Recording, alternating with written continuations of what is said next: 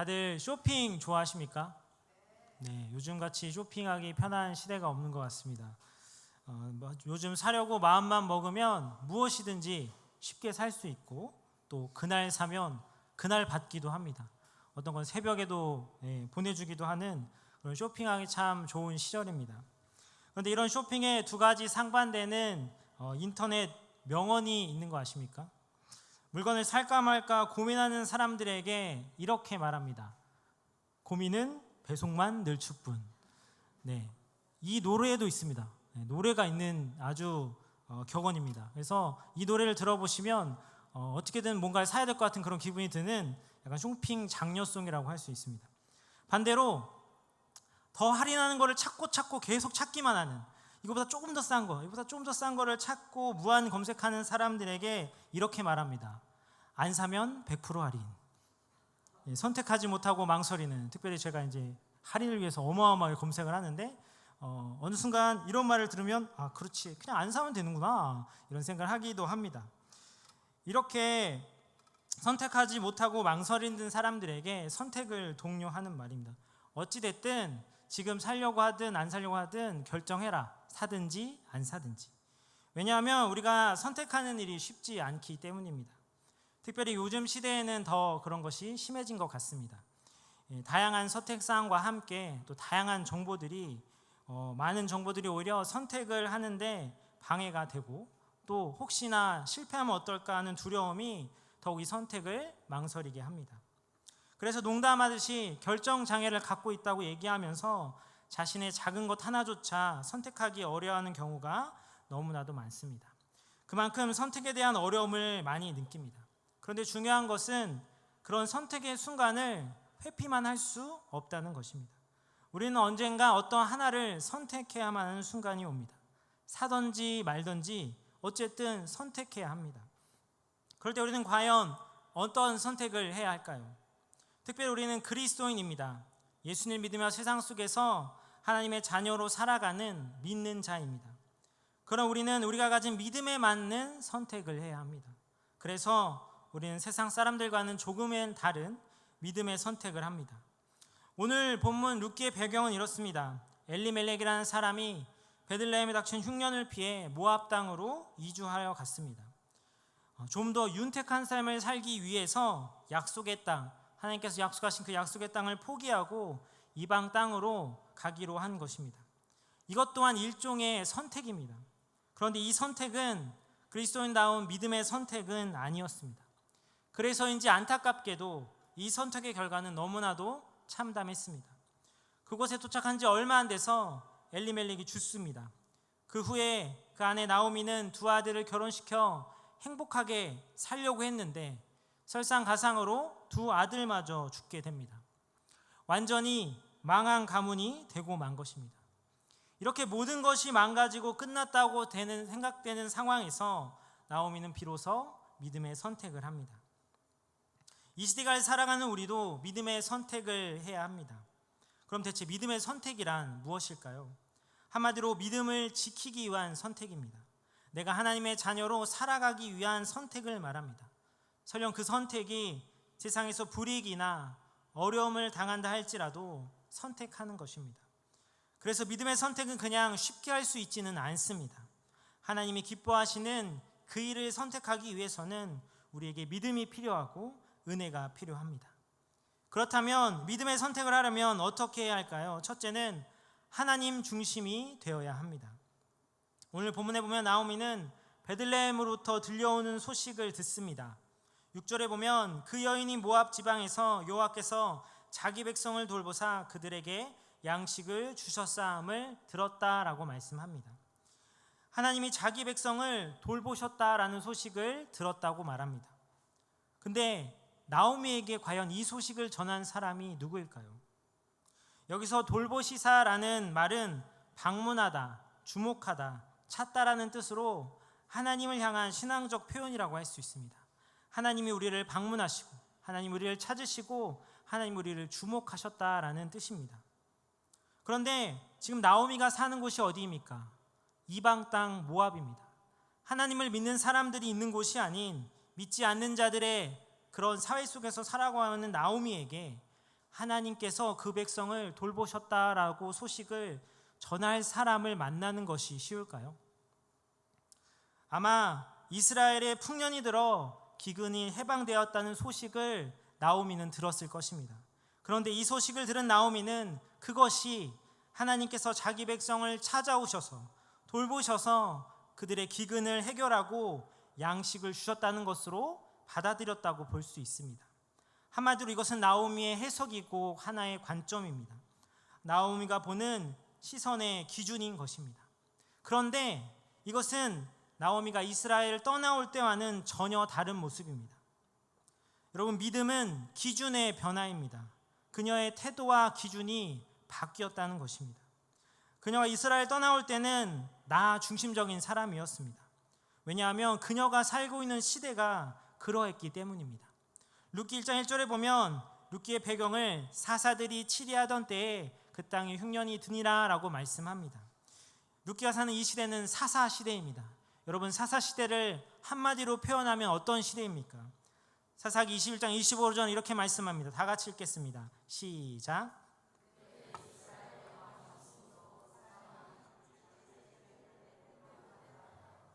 네, 사사 시대는 한마디로 사람들이 각기 자기 소견에 옳은 대로 행하는 시대입니다.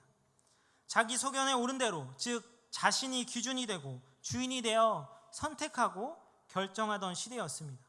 그래서 나오미도 그 시대의 풍조를 따라 자기 기준으로, 자기 중심으로 선택했던 것입니다. 물론 흉년이 들었으니까 어쩔 수 없다고 말할 수도 있습니다. 그런데 이 나오미의 선택은 먹을 것이 전혀 없어 극한의 상황에 몰려 어쩔 수 없이 선택한 것이 아니라는 것입니다. 21절에 보면 나오미가 이렇게 고백합니다. 내가 풍족하게 나갔더니 여호와께서 내게 비어 돌아오게 하셨느니라. 사실 나오미 가족들이 베들레헴을 떠나 모압 땅으로 갈 때에는 흉년 때문에 먹을 것이 없고 빈궁하여 먹을 것을 찾아 떠난 것이 아니라 경제적으로 아쉬울 것이 없는 풍족한 상황이지만 닥친 흉년의 두려움과 흉년으로 겪을지도 모르는 어려움을 피해 좀 더 평안히 살 수 있다고 생각되는 곳, 조금 더 풍족한 나라인 모압을 선택했던 것입니다. 이 선택에는 하나님의 뜻과 계획이 없고 오직 자기의 뜻과 자기의 기준과 자기의 생각대로 판단했던 것입니다. 그런데 그런 선택의 결과가 무엇이었습니까? 평안과 안정을 바라고 행복한 삶을 바라고 찾아간 모압은 그녀에게 비극의 장소가 되었습니다. 그러나 이제 나오미는 그런 철저한 실패와 절망으로 몰아간 자기 중심에서 하나님 중심으로 바뀌었습니다. 그리고 믿음으로 선택하여 유다의 땅으로 돌아가기를 결심합니다. 그가 그 소식을 들었을 때 그저 그랬다더라 라는 인간적인 생각이 아니라 드디어 하나님께서 이스라엘 땅을 돌보시고 그 백성들에게 양식을 주셨구나라고 자기 중심이 아닌 하나님 중심으로 그의 시선이 바뀌게 된 것입니다. 이것이 복음 아니겠습니까? 내가 주인된 삶에서 하나님이 주인된 삶으로 변화되는 것. 그래서 이 주권 변화로 인해 나오미는 돌아갈 결심을 하게 된 것입니다. 우리는 믿음으로 선택하고 믿음의 길을 가기 위해서는 모든 주도권을 하나님께 돌려야 합니다. 내가 주인이 되고 내가 기준이 되면 믿음의 선택을 하기가 어렵습니다. 그런데 오늘 여전히 수많은 사람들이 자기가 기준이 되고 세상이 기준이 되어 선택하며 살아갑니다. 오늘날 수많은 사람들이 하나님의 약속과 하나님의 인도하심을 떠나 모압 땅에서 헤매이고 있습니다. 그리고 나름대로의 기준으로 행복과 평안을 찾지만 모압 땅에서 나오미처럼 힘들게 살아가는 사람들이 참 많이 있습니다. 어쩌면 그 땅에 지금 여러분들이 혹은 여러분의 가까운 사람이 있을 수 있습니다. 그런데 그곳에 있는 사람들에게 필요한 것은 그들의 그 필요를 채워주는 것, 그들의 욕망을 채워주는 것이 아니라 하나님 중심의 삶을 회복하는 것입니다. 세상은 사사시대처럼 자기 소견대로 옳은 대로 행하는 것이 맞다, 그것이 진리다, 그것이 너에게 맞다고 말하지만 우리의 삶은 만물을 창조하시고 섭리하고 계시는 하나님의 손에 있다는 사실을 기억해야 합니다. 사랑하는 성도 여러분, 지금 무엇을 바라보고 무엇을 중심으로 살아가고 계십니까? 하나님을 위한, 하나님으로 인한 삶을 선택하고 계십니까? 물론 하나님의 중심 선택이 당장 우리에게 불이익으로 다가오고 세상 사람들에게 손가락질을 받는 선택처럼 보일 수도 있습니다. 그러나 우리는 세상을 두려워하는 사람이 아닙니다. 우리는 하나님의 백성입니다. 그렇다면 하나님만을 선택하시기 바랍니다. 하나님의 자녀다운, 하나님의 백성다운 선택을 하시기 바랍니다. 그럴 때 우리의 믿음의 선택을 하나님께서 책임져 주실 것입니다. 저와 여러분 모두가 하나님 중심의 삶, 하나님의 뜻을 따라 선택하는 삶을 살아갈 수 있기를 축복합니다. 믿음의 선택을 하려면 어떻게 해야 할까요? 둘째는 내려놓아야 합니다. 한때 유행어처럼 돌았던 내려놓음이라는 책을 아십니까? 그 내려놓음이라는 책이 나오고 한참 인기를 끌고 후속작으로 더 내려놓음이 나왔습니다. 처음에 더 내려놓음이 나왔을 때 장난인 줄 알았습니다. 무슨 후속작으로 더 내려놓음, 그럼 다음은 더욱 내려놓음인가? 이런 생각을 했습니다. 근데 실제로 더 내려놓으라는 책이 나왔습니다. 그러고 나서는 우리는 그 다음 후속작을 기대했습니다. 과연 그 다음 후속작은 어떤 제목일까? 더욱더 내려놓음? 완전 내려놓음? 진짜 내려놓음? 나 진짜 끝까지 내려놨다니까요? 이런 거 아닐까라는 그런 장난 같은 생각을 했습니다. 그렇게 왜 우리가 후속작을 기대했습니까? 왜냐하면 그만큼 내려놓는 것이 힘들기 때문입니다. 누구나 절대 포기하지 못하는 무언가가 있습니다. 그리고 그것을 내려놓는다는 것은 정말 쉽지 않습니다. 그게 어떤 사람에게는 자존심일 수 있습니다. 체면일 수 있습니다. 돈일 수 있고 외모일 수 있고 자녀일 수 있고 명예일 수도 있습니다. 그 어떤 것일 수 있습니다. 여러분에게 있는 그 포기하지 못하는 그것은 과연 무엇입니까? 그런데 중요한 것은 하나님께서 그것을 내려놓기 원하십니다. 사실 내려놓는 이유는 간단합니다. 어차피 내가 붙들고 있어 봤자이기 때문입니다. 오늘의 본문의 나오미도 내려놓지 못하는 것이 있었습니다. 어쩌면 그것이 나오미가 모압 땅에서 10년 동안 머물고 망설이게 한 이유일지 모릅니다. 나오미가 왜 10년 동안 모압 땅에 머물렀을까요? 왜 굳이 아들들을 모압 땅의 이방 여인과 결혼시키며 머물러 있었을까요? 베들레헴에 10년 동안 흉년이 계속되었기 때문일까요? 아니었을 것입니다. 그가 왜 돌아가지 못했을까? 그것은 아마 그가 가진 체면과 자존심과 모압에 관한 욕심과 미련이 그를 포기하지 못하게 계속해서 붙들게 만들었던 것입니다. 이것은 그가 고향에 돌아갔을 때 사람들의 반응을 통해서 유추할 수 있습니다. 19절에 보면 나오미가 베들레헴에 돌아왔을 때 성읍이 그로 말미암아 떠들며 이르기를 이가 나오미냐? 나오미가 고향 땅에 돌아왔을 때 고향 사람들은 저희가 정말 나오미 맞아? 라는 깜짝 놀라는 반응을 보입니다. 이런 반응으로 미루어 보면 나오미가 모압으로 떠나기 전 그곳에 살았을 때 그의 모습은 누군가에게 부러움을 주는 그런 사람이었을 것입니다.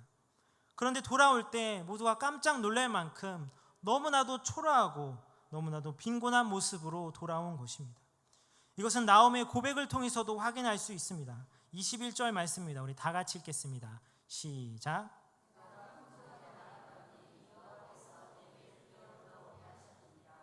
여호와께서 나를 징벌하셨고 전능자가 나를 괴롭게 하셨거늘 너희가 어찌 나를 나오미라 부르느냐 하니라. 아멘. 베들레헴을 떠날 때는 호기롭게 자신의 풍족함을 자랑하며 나갔는데 돌아갈 때는 말 그대로 쫄딱 망해서 돌아온 것입니다. 누구나 금이한양하고 싶지 비루하게 돌아가고 싶은 사람은 없을 것입니다. 하물며 물질을 다 잃고 돌아와도 부끄럽고 안타까운데 남편과 자식들까지 모두 잃고 남은 것이 하나도 없습니다. 그러니 돌아가기로 한다는 것이 얼마나 큰 각오가, 얼마나 많은 것들을 내려놓아야 하는지 우리는 짐작할 수 있습니다. 그런데 그녀가 결단합니다. 왜냐하면 자기가 당한 이 재난이 자기의 죄악 때문이라는 것을 깨달았기 때문입니다. 13절에 보면 여호와의 손이 나를 치셨다라고 고백합니다.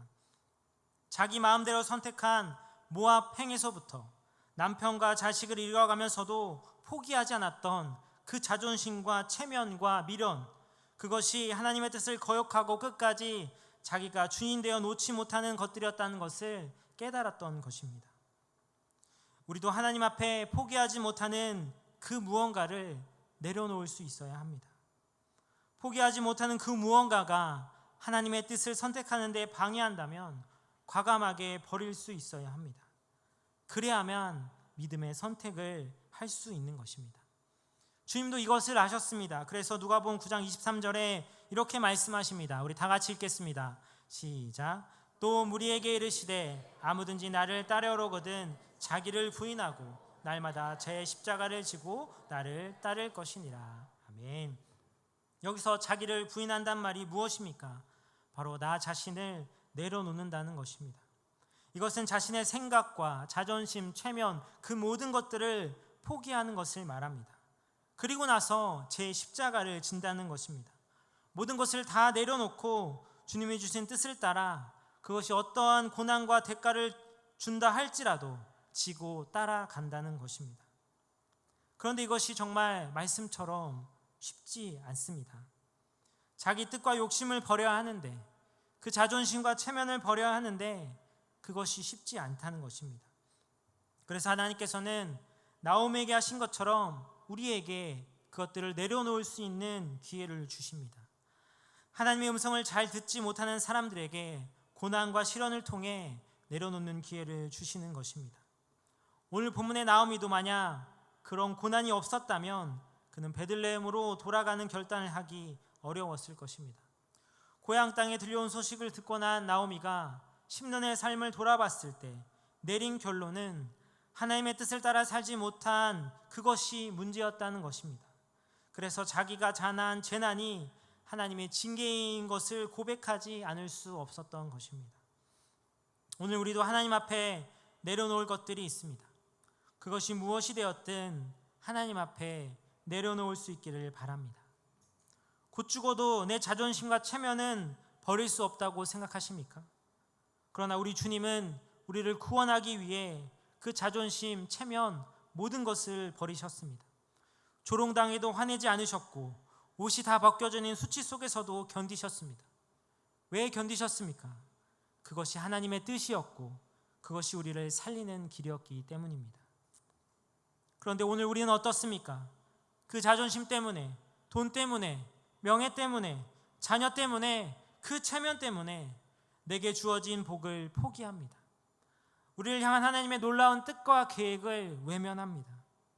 그러나 믿음의 선택을 하려면 이것들을 내려놓아야 합니다. 그래야 믿음의 선택을 할 수 있는 것입니다. 지금 우리 마음에 주님으로 가득 채울 수 있도록 다른 모든 것들을 다 비우시기 바랍니다.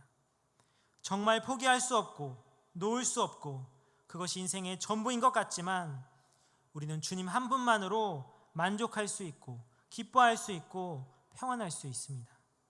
세상의 그 어떤 것도 주님을 대신할 수 없습니다. 우리의 온몸이 주님만으로 가득 채워져서 그 어떤 상황 속에서도 믿음의 선택을 하며 하나님의 기뻐하시는 뜻을 따라갈 수 있는 저와 여러분 되시기 바랍니다. 마지막으로 믿음의 선택을 하려면 어떻게 해야 할까요? 셋째는 미래를 맡겨야 합니다. 나오미의 며느리 룻은 이방 여인이었습니다. 그런데 이스라엘에서 피난 온 한 남자와 결혼을 했습니다. 그런데 얼마 지나지 못할 그 남편이 죽고 맙니다. 자식도 없는 청산과부가 된 것입니다. 그 여인에게 어떤 소망과 미래가 있었겠습니까? 더구나 어느 날 시어머니가 자신은 고향 땅으로 돌아간다고 이야기합니다. 이제 룻은 정말 중대한 결정을 해야 할 선택의 기로에 섰습니다. 그런데 시어머니는 따라오지 말고 제 갈 길로 가자고 이야기합니다.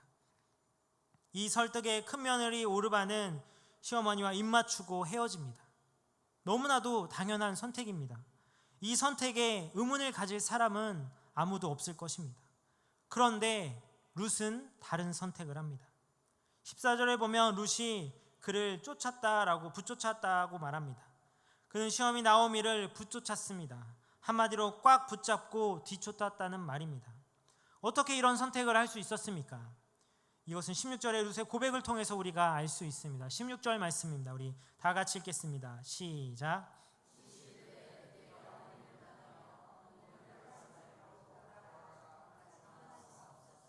어머니께서 가시는 곳에 나도 가고 어머니께서 머무시는 곳에 나도 머물겠나이다.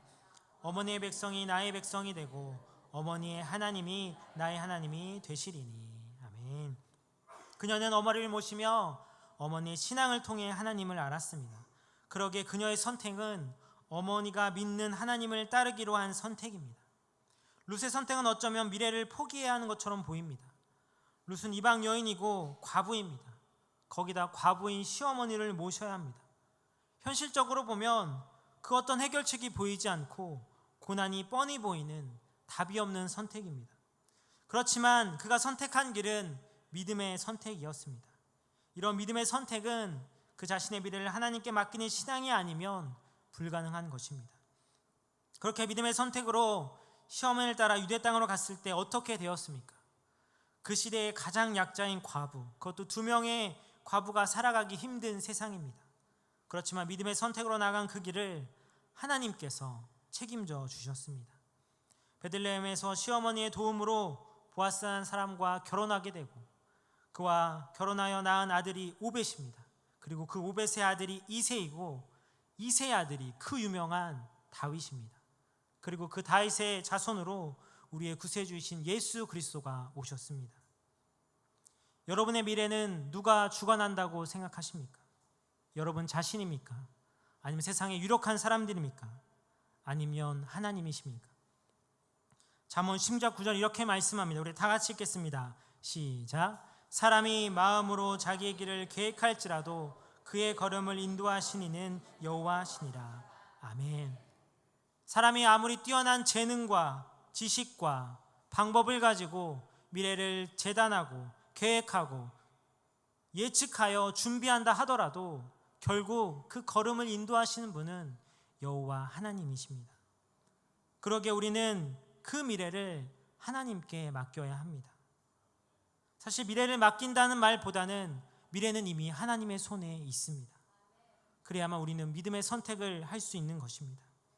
오늘 우리도 신앙생활은 순간순간 선택의 갈림길에 서야 할 때가 많을 것입니다. 그런데 그때마다 명심할 것은 그 선택으로 내가 무엇을 얻을까 고민하고 찾기보다 그 선택 속에 하나님께서 나에게 원하시는 것이 무엇인지를 찾는 것에 있습니다. 하나님의 뜻을 찾고 선택하면 그 길은 반드시 하나님께서 책임져 주십니다. 하나님께서 우리에게 원하시는 것은 어떤 성공이나 어떤 대단한 결과가 아니라 그 뜻 앞에 순종하는 것입니다. 물론 우리가 하나님의 뜻을 찾는 것이 어려울 수 있습니다. 왜냐하면 하나님은 때로 전혀 합리적이지 않은 것을 요구하기도 하시기 때문입니다. 그래서 합리적이고 이성적인 것만이 하나님의 뜻이라고 착각해서는 안 됩니다. 왜 오르바가 시어머니를 따르지 않고 돌아갔습니까? 그것이 현실적이고 합리적이었기 때문입니다. 시어머니를 따라가봐야 아는 사람도 없고 친척도 없고 고생문이 훤합니다. 그런데 그 선택의 결과가 무엇이었습니까? 오르바는 하나님의 나라에서 사라지는 사람이 되었습니다.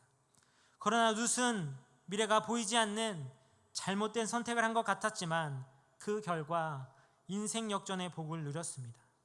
똑같은 위치에 똑같은 조건 하에 서로 다른 선택한 결과는 너무나도 큰 차이가 있었던 것입니다. 이들의 차이는 무엇이었습니까? 무엇을 바라보고 의지하고 선택하는가에 있었던 것입니다. 하나님을 바라보고 의지하여 선택했다면 미래를 걱정하지 마시기 바랍니다. 하나님의 뜻을 따라 결정했다면 앞의 일을 걱정하지 말고 오히려 기대하시기 바랍니다. 우리의 생각보다 크시고 우리의 계획보다 더 크고 위대한 일을 품으신 하나님께서 우리의 걸음걸음을 인도하여 주실 것입니다. 그 하나님 믿고 의지함으로 담대하게 믿음의 선택으로 나아갈 수 있기를 축복합니다. 호르헤 루이스는 미국 메이저리그 콜로라도 로키스의 스카우트 담당자였습니다. 이 사람은 쿠바 올림픽 대표 선수로 활약을 했던 뛰어난 운동선수였는데 이 사람에게는 자신을 닮은 아들이 있었습니다. 아들이 야구의 재능을 닮아서 열심히 야구 선수로 훈련하고 그렇게 나아갔는데 무명 선수에 불과했습니다. 그러던 어느 날 연습을 위해 나가는 아들에게 아버지가 이렇게 말했습니다. 네가 메이저리그에 성공하려면 너는 포수가 되어야 한다. 사실 이 아들은 줄곧 이루수로만 뛰었기 때문에 포수를 한다는 것은 말도 안 되는 일이었습니다. 그래서 자기는 할 수 없다고 거절했지만 아버지가 계속해서 강조하기에 그 아버지를 믿음으로 선택하여 포수를 연습합니다. 처음엔 잘 안 됐지만 피나는 연습 끝에 어느 정도 포수로 인정받기 시작합니다. 그렇게 포수로 정원에 가던 어느 날 아버지는 또 그에게 이렇게 얘기합니다. 네가 메이저리그에 성공하려면 왼손으로 타격할 수 있어야 한다. 사실 이 아들은 오른손 타자입니다. 야구를 시작할 때부터 오른손으로 계속해서 타격을 했습니다. 그러니 그가 왼손에서 타격한다는 것은 사실 말도 안 되는 일입니다. 그런데 아버지는 또 계속해서 강력하게 주장했고 아들은 또한 다시 한번 아버지를 믿음으로 선택하여 왼쪽 타석에서 피나는 연습을 했습니다. 당연히 처음에 성적이 좋지 않았습니다. 하지만 열심히 노력하건대 점점 안타도 치고 홈런도 치면서 인정받기 시작했고 결국 주목받는 신인으로 꿈에 그리던 뉴욕 양키스 구단의 유니폼을 입게 됩니다. 그 팀에서 활약하면서 그 팀 역사상 한 시즌 가장 많은 포수로서 홈런을 친 레전드 요기베라와 같은 기록을 세울 만큼 성장했고 4번의 우승과 함께 양키스의 영구 결번되는 레전드로 남게 됩니다. 이 선수가 호르헤 포사다라는 선수입니다. 그가 자기가 편한 대로 하던 대로 이루수만 고집하고 오른손만 타격했다면 이런 결과를 낼 수 있었을까요? 아버지의 충고에 아버지를 믿음으로 그 아버지의 말 따라 순종하여 선택했고 그 선택의 결과를 받은 것입니다. 포사다 선수의 아버지가 포사다를 알고 미래를 생각하는 것보다 하나님은 우리의 삶을 더 잘 알고 계십니다. 따라서 우리가 하나님의 뜻을 따라 믿음의 선택을 하는 것은 어쩌면 너무나도 당연한 일입니다. 그런데 우리가 그 단순히 선택하는 것에 집중하기보다 그 선택을 위해 준비되는 우리의 모습이 중요하다는 것을 기억해야 합니다. 내가 무엇을 중심으로 살아가는지, 내가 정말 하나님께 모든 것을 맡기고 살아가고 있는지 점검하며 기도로 준비해야 합니다. 하나님 중심의 삶을 살아갈 수 있도록 내 안에 놓지 못하고 욕심으로 인해 주님께 나아가는 데 방해되는 장애물을 내려놓을 수 있도록 합력하여 선을 이루실 주님께 맡길 수 있도록 늘 기도로 간구하고 나아가야 합니다. 그렇게 기도하고 믿음을 구할 때 그런 준비된 모습 속에서 믿음의 선택이라는 결과를 향해 나아갈 수 있는 것입니다. 물론 이런 모습들 앞에 우리를 넘어뜨리려는 상황과 환경과 세상의 공격들이 있습니다. 그러나 성경은 이렇게 말씀합니다. 요한일서 5장 4절입니다. 우리 다 같이 읽겠습니다. 시작. 무릇 하나님께로부터 난 자마다 세상을 이기느니라. 세상을 이기는 승리는 이것이니 우리의 믿음이니라. 아멘. 믿음만이 세상을 이길 수 있습니다. 그 믿음이 우리를 올바른 선택을 할 수 있도록 돕고 하나님의 자녀답게 살아갈 수 있도록 돕습니다. 그러기에 우리는 그 믿음을 구하며 믿음으로 선택할 수 있기를 축복합니다. 하나님의 사람답게 믿음의 자녀답게 믿음으로 선택하시길 바랍니다. 그러기에 하나님께 모든 것을 내려놓고 온전히 그분의 뜻을 구하며 두려워하지 말고 걱정하지 말고 담대하게 선택하시기 바랍니다.